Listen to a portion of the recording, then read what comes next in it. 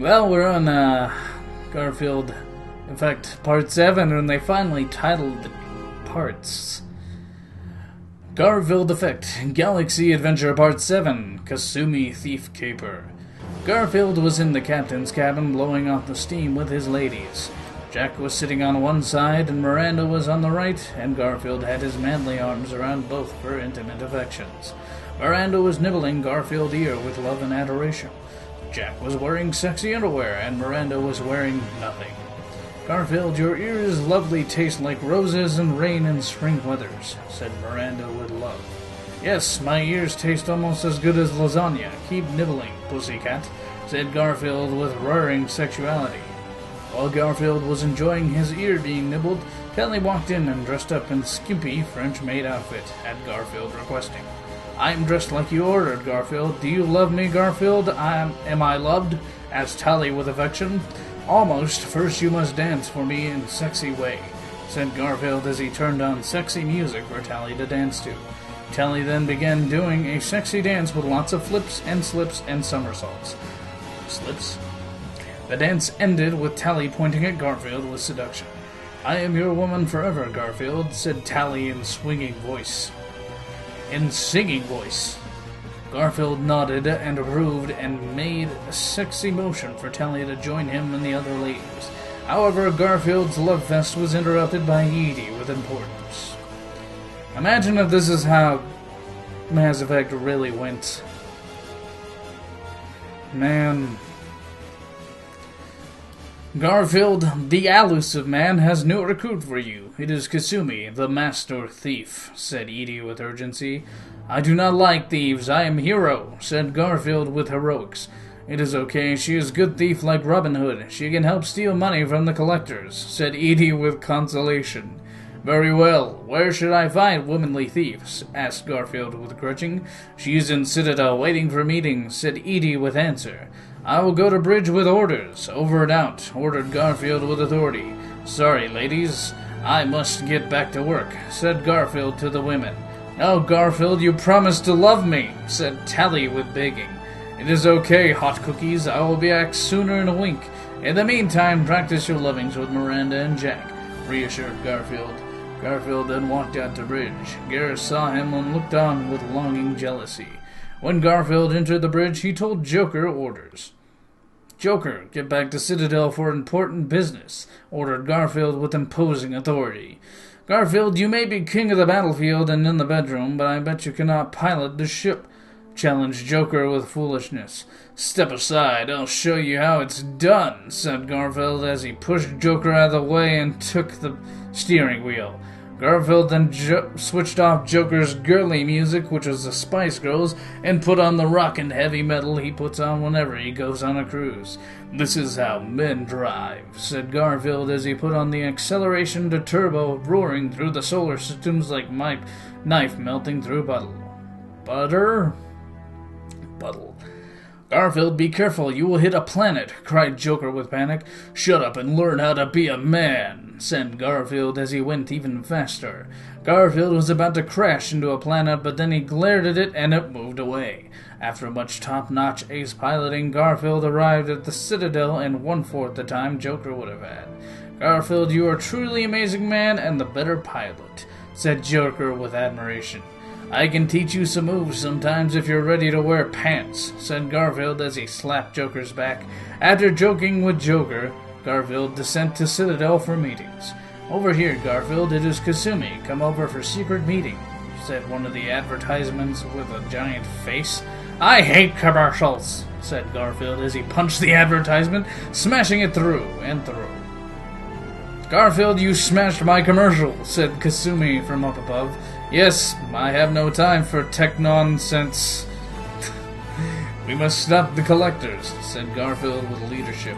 "Indeed, but first you must do me a favor." "Sure thing," said Garfield as he grabbed Kasumi's breasts with hands. "No, not that," said Kasumi with blushing. "Well, then what is it?" said Garfield with disappointed impatience. "I need to get back stolen chips from Donovan Hawk. He killed my partner Keiji to get the secret chip, and now I must get it back," said Kasumi with anxiety. Fine. Fine, I will find this chip and crack open Hawk's head like Museum Voss, or face, depending on how you like it. If you need other favor, let me know, said Garfield with a clever chuckle. He's on planet Beckenstein. Let us go, said Kasumi with hurry. Garfield and Kasumi then boarded the Normandy, headed for Birkenstein with swift and galactic speed. On the way, Kasumi briefed Garfield on the mission. Hawk is having a party. You will sneak in as a party guest. You will go in as a secret alias, said Kasumi with quick words. Alias? I do not need secrets. I am man of action, roared Garfield. Please, you must use it. Please, you must. It is of importance, whined Kasumi with crying voice.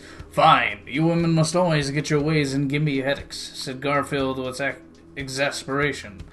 You're good. Very good. Your alias will be Johan Lasagnaman, and you will be a mercenary / oil tycoon from the Terminus system, briefed Kasumi with knowledge. I can do this, said Garfield with calm silence. When we are inside, we must look for the vault where Donovan Hawk keeps art and computer chips, said Kasumi.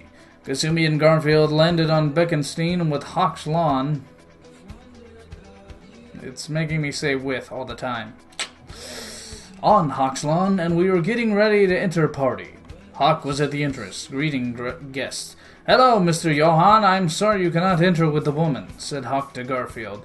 Garfield looked at Kasumi and she nodded in agreement. It is okay. I will find more woman inside, said Garfield with sassy wit. Garfield then walked inside and began chatting the party guest. Mr. Lasagnaman, come here and talk with us, said Hawk with admiration. Garfield walked over to Hawk with calm speed and sipped his glass. Mr. Lasagnaman, you are a mercenary / oil tycoon. What do you think of the oil spill near Jupiter? Said Hawk with curiosity. I think oil spills are wrong. They hurt all the dolphins and birds. If I was there, I would crush oil with iron knuckles, said Garfield with fist clenched with fiery justice. Everyone stood up and clapped for Garfield's speech. Excellent, Mr. Lasagnaman. You are a true man, said Hawk with respect. Garfield then began looking around, searching for the vault. It is over there, pointed the guest. Thank you, said Garfield with gratitude as he walked to the vault. The vault was heavily guarded with lasers and beams. Garfield, this will take some time to break through, but I can do it. I need to find passwords and key codes to hack through barriers, said Kasumi, appearing behind him. No, I do this my way, said Garfield with fury as he punched through the vault with his mighty fist, breaking it like paper. Garfield, your fists are force of nature, said Kasumi with observance. No, forces of nature show mercy, said Garfield as he walked into the vault. When inside the vault, Garfield and Kasumi saw many statues. Garfield went over to one statue of a naked man. What is this naked man doing here? Said Garfield, looking at the statue. This is Michelangelo's David. It is art, said Kasumi. He should have done statues of naked women, too, said Garfield with nodding head. Look, there's the computer chips, said Kasumi, seeing the computer chip. Ha ha, Garfield and Kasumi, I knew it was you, bellowed an evil voice with cold wind of hate. Hawk, said Kasumi with worry. I have set trap for you here. Now my minions will make you like rocks and be dead in the river, said Hawk with villainy. Send the clowns in and get the party started, roared Garfield. Many security guards came in and began to approach Garfield and Kasumi with guns pointing, but Garfield calmly strolled forward without a care in his mind. Hey now, guards, please do not shoot. I do not fight. I am pacifist. See, here are my olive branches, said Garfield as he pulled out 2 Desert Eagles and began firing at the guards. He hit the guards with eagle accuracy, hitting them in heads and hearts. My head, cried many guards as Garfield blew them away with lead. All that was left was one security chief who was a girl. You would not shoot ladies, would you, Garfield? Begged the security chief. No, said Garfield slyly as he shot her head off twice. You can't shoot. Okay. Garfield, we may be able to escape through stealth, said Kasumi with invisibility. Stealth is for handicapped children. He is very much Duke Nukem. said Garfield as he charged out into combat, shooting at more guards with bullseye marks. After plowing through enemy guards like hungry shark through water, Garfield and Kasumi finally reached outside where Donovan Hawk was waiting in a helicopter. Garfield, you are toast in the morning. I have missiles locked on. Prepare for explosions, taunted Donovan Hawk with wickedness. Donovan Hawk's targeting enraged Garfield. Donovan Hawk's taunting enraged Garfield with anger. Garfield's eyes burned with the passion of raging inferno as he stared down Hawk. Garfield then leaped into the air onto Hawk's helicopter like Frog. He then tore open the top like can of lasagna and grabbed Hawk by the throat. Garfield, what are you doing?